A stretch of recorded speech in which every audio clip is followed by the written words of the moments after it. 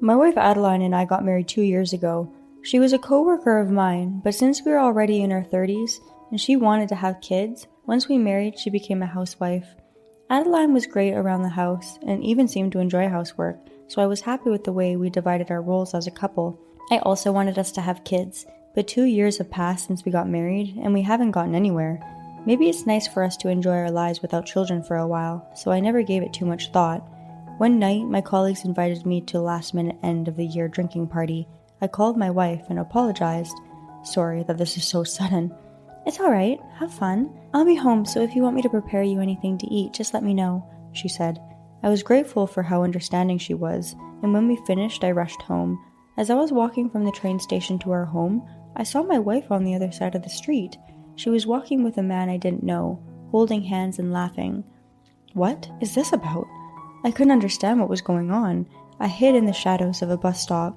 I stood still for a while, collecting my thoughts.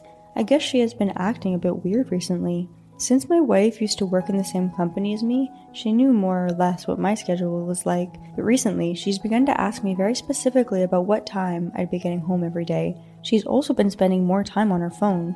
Sometimes, as I'm talking, she'll stare at her phone, and I'd ask, "What are you doing?" Sorry, I was just playing games," she'd reply and hide her phone. Considering the man she was with earlier, she must be having an affair. Thinking back on this now, I should have acted as soon as I saw that, but I wasted my time with wishy-washy thoughts. Maybe I made a mistake. I must be confused. Then one day, Adeline left her phone in the living room and she went to take a bath. I felt bad, but I thought to myself, this will be my only chance, and I began looking through her phone. Doing so, my last remaining hopes were shattered. She hadn't deleted any of her texts, so I saw all of Adeline's lovey-dovey exchanges with her lover. She had taken many selfies with him, and even had photos where they were half naked in hotel rooms. They used a shared calendar app, and I saw that they had planned 1-year anniversary spa trip for next week. I had all the proof of her affair in front of me. They had been together for over a year, which shocked me even more. The happy married life I believed we shared was all a lie. I felt like throwing up. I took photos of her phone and put it back in its place.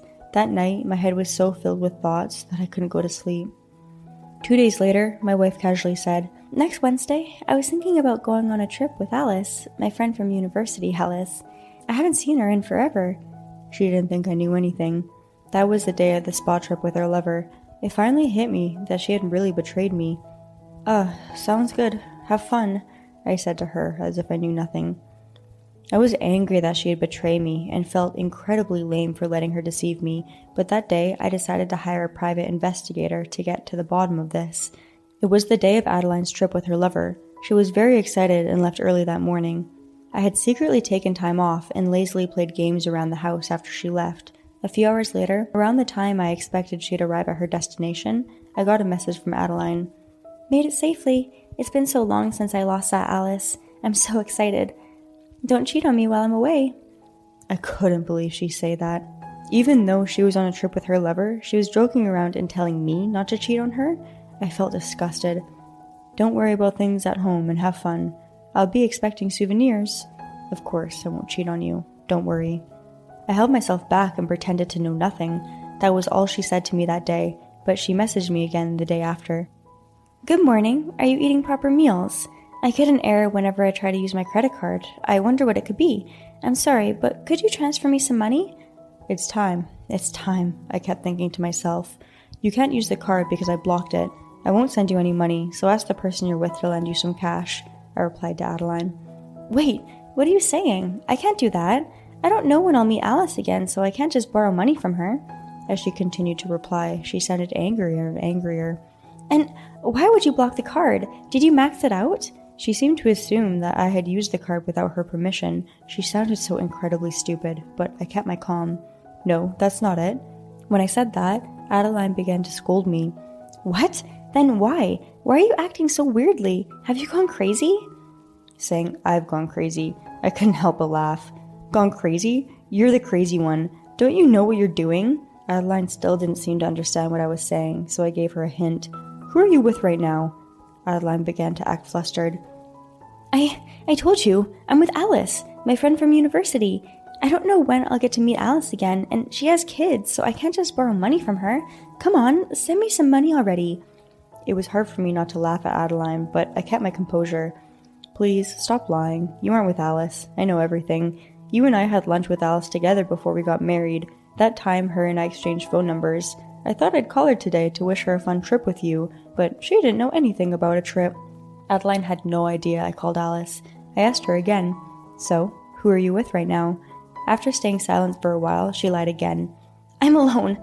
That's right, I came here alone. I thought you'd worry about me if I told you I was traveling on my own, so I told you I'm with Alice. I'm sorry for lying, but I'm really alone. After hearing Adeline's new excuse, I said, Really? Alone? Well, I won't send you money, so figure something out on your own. I hung up the phone. I picked up the luggage I had packed and left the house. That evening, I met up with the private detective I had hired and picked up the evidence he had gathered. Adeline called me again. Hey, Owen, where are you? I got home and your stuff isn't here. There were divorce papers on the table.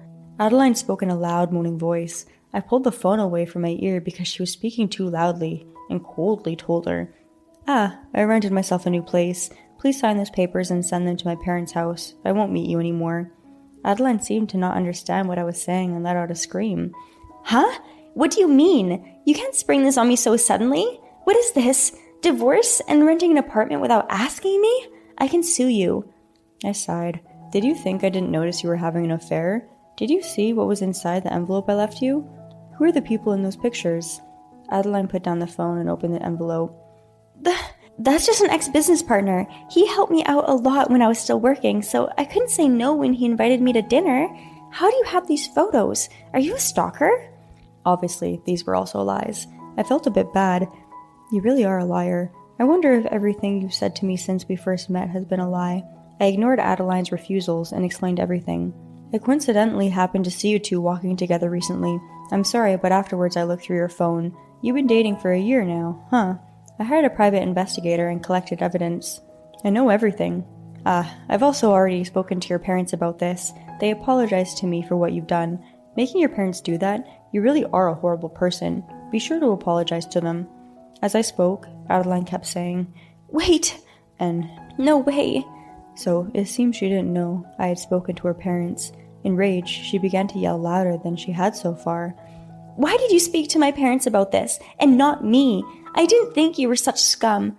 Fine, I don't need you anymore, so let's divorce. I'll be happy from him from now on.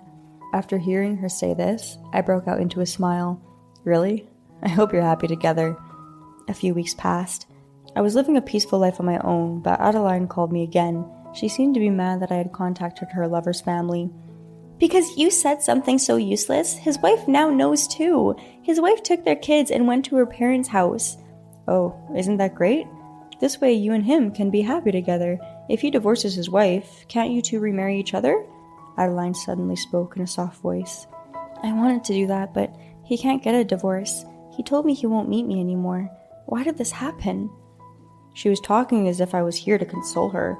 He chose his wife and kids over you. Isn't that natural? His wife's family is rich after all. Adeline began to speak in a baby-like voice.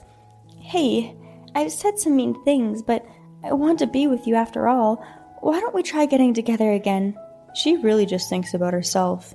I have no intention of returning to the past. Can you sign the divorce papers already? My lawyer contacted you, right? Didn't I tell you to talk to my lawyer from now on? Adeline was at a loss for words, and I cut off her call. She called me countless times after, but I never picked up.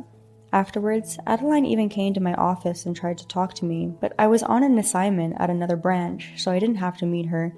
Rumors spread around the company, and after some of her ex-colleagues approached her about it, Adeline never returned. A little while after, I received the signed divorce papers at my parents' house. She had finally given up, and even agreed to pay alimony. She had used up her savings on her affair, and she's now paying the alimony off in monthly installments. Her lover ended up staying with his wife, but I claimed enough alimony from him to buy myself a new car. Adeline's lover even moved into a new house with his wife and kids, but I've heard rumors that they don't treat him well. Everything was finally resolved, so I felt at peace. Thinking about it now, this all would have been much more complicated if we had kids, so I'm glad I found out about Adeline's true self within the 2 years we were married. One day I want to meet someone new and start a family, but I won't rush into anything and will enjoy my life on my own for now. Thank you for listening. Did you enjoy this video? Please tune in for the next one. Please support us by subscribing to our channel.